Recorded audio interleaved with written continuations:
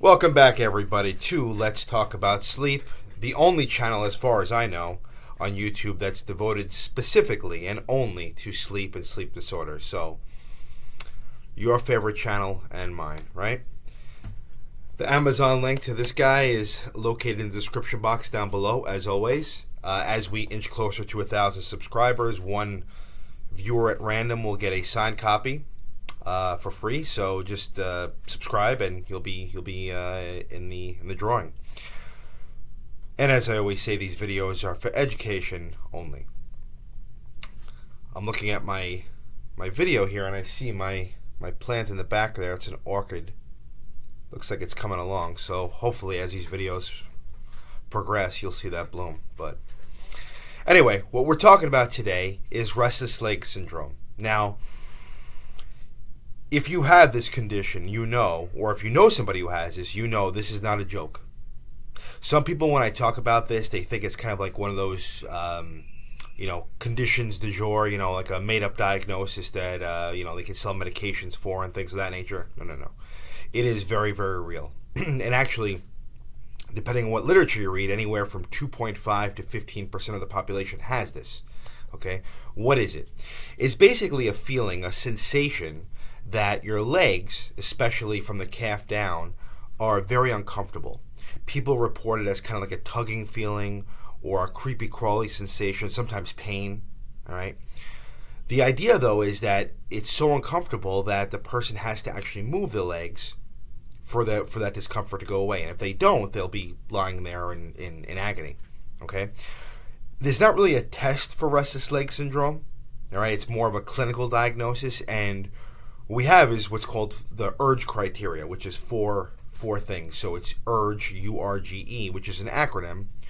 U stands for urge, right? So people have the urge to move their legs. R, it happens at rest, okay? G, when they get up and go, the symptoms go away, right? And then E, it happens in the evening time, okay? So if you have those four things, then you consider this possibility. And why is it so bad? Well, just imagine this. You worked a long day, you're tired, you get into bed, you expect to fall asleep, and you're exhausted, but because your legs are so uncomfortable, you can't. So you get up out of bed, you walk around the bed, you walk around the bedroom, you get back into bed, same thing happens again, right? And that happens all throughout the night. In severe cases, that actually may come on earlier in the daytime. So like, let's say you're watching TV or you're at a movie theater, right? The symptoms can come on then. So it can be really, really distressing to your sleep and also your daytime function. So there's a lot to go on to unpack with this video, and I'm kind of going to make several videos about this topic, okay? Because something as simple as what do we check for it, or how do we treat this? Those are pretty complicated topics, and as you know from this channel, I like to keep these videos on the shorter side, so like 5-ish minutes or so. What we're going to be talking about in the next video, though, is blood work that we check for restless leg syndrome. So there's something called Ferritin, Ferritin, which is basically a measure of the iron stores in the body. And when that's low, what can happen is the brain can't make dopamine, which you may have heard about, as well. Okay? And when dopamine is low, we think that has an effect on the possibility of restless leg syndrome happening. Now, where does this occur mostly? In young menstruating women.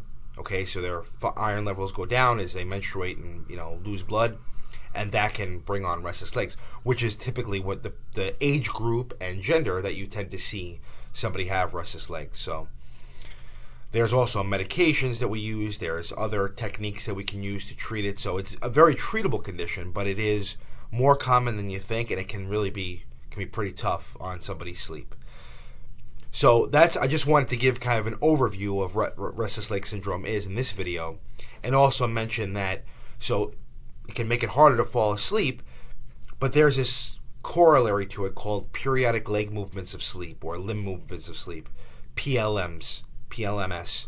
And what those are typically leg kicks that occur throughout the night. So restless legs tends to prevent somebody from falling asleep, but once they do fall asleep, PLMs can either cause them to wake up or disrupt their bed partner.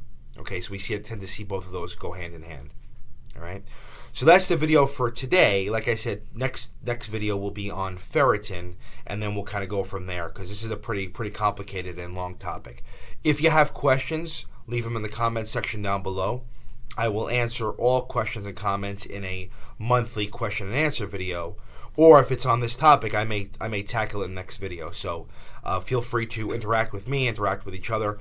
Be respectful though, and if you please subscribe to this channel. Please share it with your friends and family. Please like the video, and like I said, as we get closer to 1,000 subscribers, somebody will get this copy or this book.